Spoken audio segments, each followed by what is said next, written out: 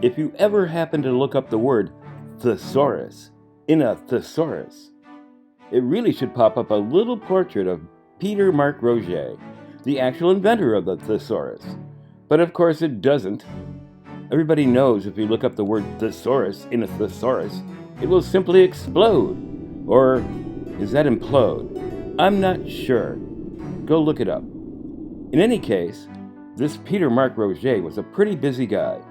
Not only did he create the first thesaurus, he earned his medical degree by the age of 19, invented a new form of slide rule, and gave us all persistence of vision. Too bad it's an illusion. And a myth. There is really no evidence that Roget created or ever used the term in his lifetime.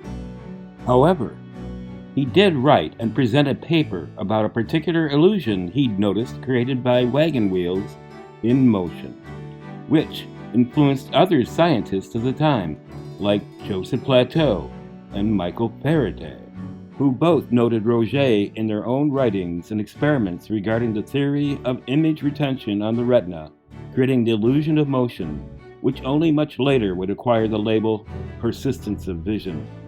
But their understanding of the concept at the time doesn't truly explain the perception of motion perceived in movies or videos or various types of optical toys that it has been credited for.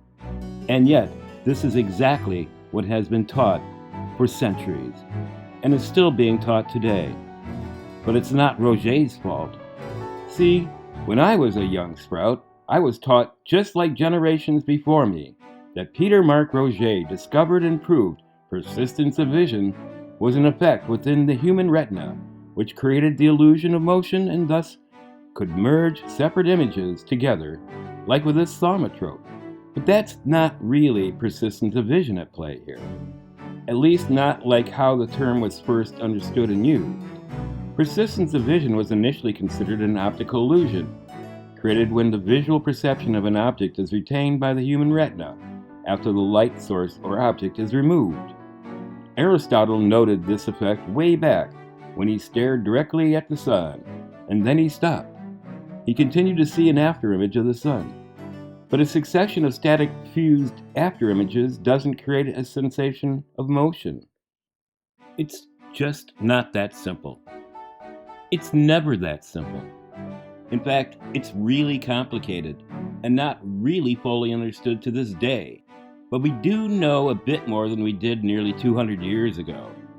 Yes, the lens in the eye projects an image onto the retina in the back of the eye, inverted by the way. But we now also know that it's the brain's visual cortex system that is really responsible for our ability to perceive motion, not the retina.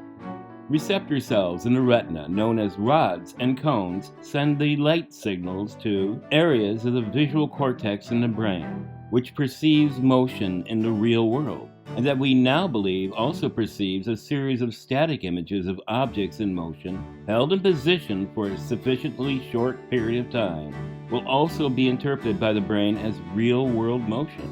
To our visual system, the illusion of motion in a motion picture is real motion. Amazing! And people in the 1800s also believed that the last image seen by a dying person could be recorded on the back of their eyes as a retinal optogram. So that's also a myth. Or is it?